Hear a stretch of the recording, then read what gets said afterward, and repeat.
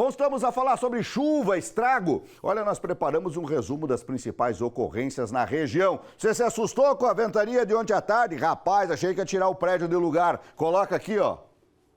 Em Dionísio Cerqueira, mais de 40 casas foram destelhadas. Além das residências, espaços públicos do município também foram danificados. Na Praça Central, uma árvore foi arrancada com a força do vento. Parte da cidade permaneceu sem energia durante cerca de 7 horas. Em São José dos Cedros, danos foram menores. Cerca de 15 ocorrências de destelhamento foram atendidas e 180 metros quadrados de lona distribuídos aos moradores. Na Regional de Maravilha, 7 municípios registraram estragos por conta da tempestade. Foram atingidos então os municípios de Flor do Sertão, Iraceminha, Maravilha, Modelo, Romelândia, São Miguel do Boa Vista e Tigrinhos, onde na maioria dos municípios tiveram danos em telhado das residências, tanto rural quanto urbanas, também indústrias e barracões agrícolas. Destaque para o município de Maravilha, onde uma indústria de recebimento de cereais houve a queda, então, de um elevador de grãos. Também no município de Tigrinhos, na área industrial, uma edificação teve queda parcial do telhado e também foi afetado a parte estrutural daquela edificação, onde um funcionário também foi ferido na ocorrência. Em Chapecó não foram registrados prejuízos, mas esse vídeo gravado no radar meteorológico mostra a força do vento.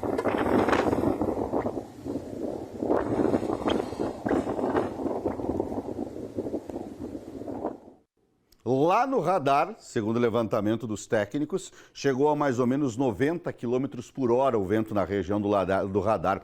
Como você viu, muitos municípios ainda estão sem energia elétrica, sem abastecimento da água. A situação é complicada na região de São Lourenço do Oeste. Lucas Pola, que está no Centro de Operações da Celesc, e vai explicar um pouco como é que tá. Ô Lucas, depois de a chegada do vento forte, árvores arrancadas, tudo mais, algumas redes destruídas praticamente, né? O pessoal teve que chamar todo o contingente de profissionais e montar uma força-tarefa, é isso?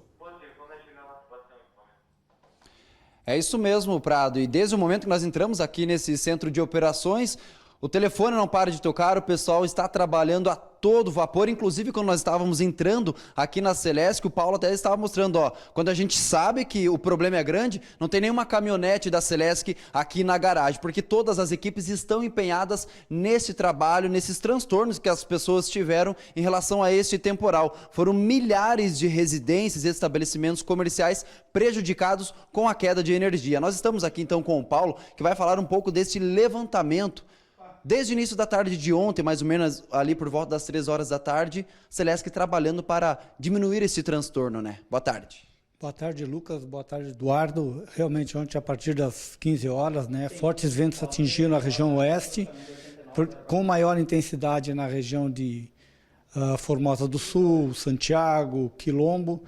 Inclusive, nesta região, houve o tombamento de uma estrutura de transmissão da linha de 138 kV que atende à subestação de São Lourenço, ficando toda a região sem energia. Mais ou menos quantas residências, quantas pessoas foram prejudicadas? Nós chegamos a ter mais de 30 mil unidades consumidoras sem energia neste período, né? Mas as equipes trabalhando e restabelecendo, agora esse volume é bem menor. Essa queda de energia aconteceu mais ou menos que horário e quando que foi restabelecido? A queda da energia da linha de transmissão aconteceu por volta das 15 horas. A equipe trabalhou a noite toda, porque era uma linha de transmissão, uma estrutura de linha de transmissão. Às 7 horas da manhã ela foi restabelecida. Em relação agora a este momento, como que está a situação? Nesse momento nós estamos agora com em torno de 2 mil unidades consumidoras sem energia. Então dá para ver mesmo que as equipes não param, né? E a princípio, daqui para frente, quanto tempo para regularizar tudo? Nós devemos regularizar em quase sua totalidade até o final da noite, mas algumas unidades vão ficar sem energia porque são unidades mais isoladas, né, onde envolve uma estrutura maior de manutenção pesada, que a gente chama que são equipes de caminhão. Onde tiver algum problema, como que as pessoas devem entrar em contato com a Celesc? Eles têm que ligar no 0800, né, que é o nosso canal de comunicação, ou dirigir-se ao escritório local. Paulo, e também a Celesc, para restabelecer essa energia, ela acaba tendo algumas prioridades, por exemplo, hospitais e também em relação à Casan, né? Porque em muitos locais o abastecimento de água as pessoas foram prejudicadas. Exatamente, a gente tem um protocolo de atendimento de prioridade, né? Que são hospitais, delegacias, a estação de tratamento de água, estação de bombeamento de água da Casan, penitenciária, né? Órgãos que precisam dessa energia com maior rapidez. Paulo, muito obrigado, então, por essas informações. Como nós podemos ver, então, de 30 mil residências que foram prejudicadas, agora no momento, o Paulo até olhou ali, é ao vivo isso mesmo. Neste momento, apenas 2 mil residências e logo mais será tudo normalizado. Mas também o outro problema que nós tivemos na nossa região foi em relação a este abastecimento de água, que foram em vários municípios aqui do Oeste Catarinense. Inclusive, nós vamos mostrar agora na tela alguns dos municípios que nós destacamos. São Coronel Martins, Dionísio Cerqueira, Galvão, Jupiá, Novo Horizonte, Palma-Sola, São Lourenço do Oeste. Assim como a Celesc, a equipe da Casan também está trabalhando continuamente para resolver todos esses problemas. A orientação é aquelas pessoas que têm caixa d'água em casa ou tem algum outro tipo de reservatório, conseguir economizar o máximo possível. Eduardo. Obrigado por enquanto, Lucas Pollack. Obrigado à gentileza do Paulo de nos atender lá na central de monitoramento da Celesc, né, minha gente? Então, tenha paciência. Eu sei que é difícil pedir paciência para quem está com dificuldade de abastecimento de água e de luz. Só que o transtorno foi muito grande.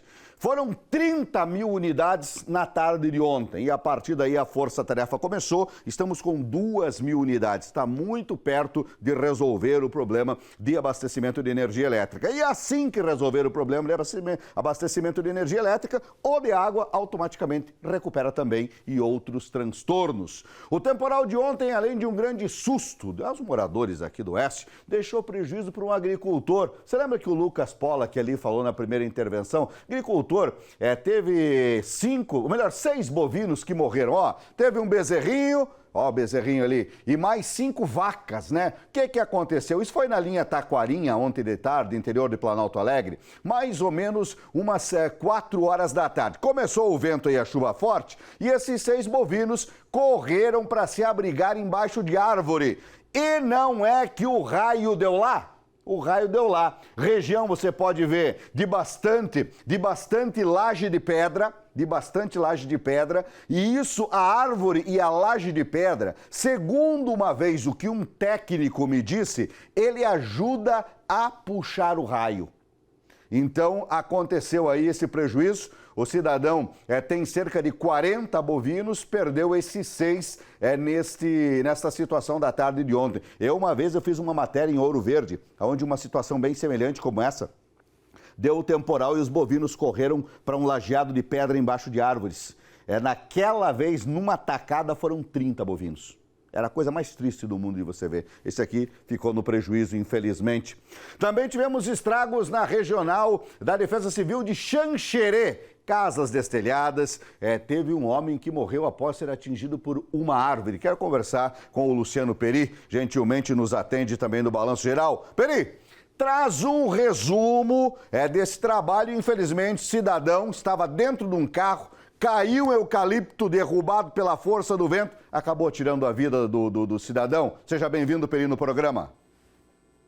Boa tarde, Eduardo. Boa tarde a todos que estão nos assistindo. Infelizmente, os fortes ventos ocasionaram, a queda de diversas árvores. E como você falou, no município de Jupiá, uma árvore de grande porte acabou caindo sobre um veículo, um GM Vectra, o qual o condutor estava dentro dele, e acabou sendo atingido de forma direta. Mesmo com o trabalho do Corpo de Bombeiros, acabou sendo afetado, e devido à gravidade dos ferimentos, ele veio a óbito no local. Essa foi uma das situações que nós registramos dentro dos 20 municípios que são atendidos pela Regional de Defesa Civil.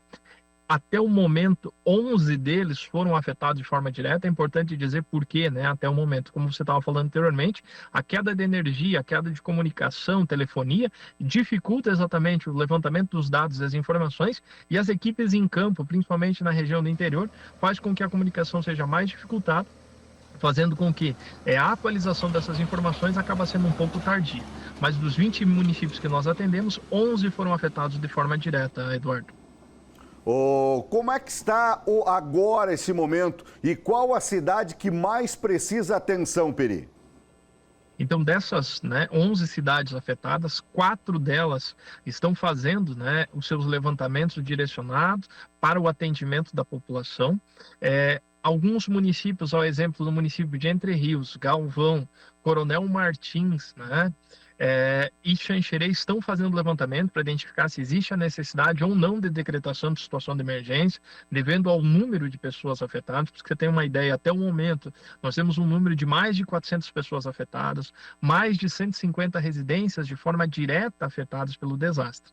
Então, esses municípios estão fazendo levantamento, fizeram atendimento emergencial inicial frente com a população com a entrega de lonas e agora faz o levantamento dos danos e prejuízos para identificar se existe a necessidade de decretação e, na sequência, fazer o atendimento com itens de assistência humanitária, seja por município, seja parte pela Defesa Civil de Santa Catarina.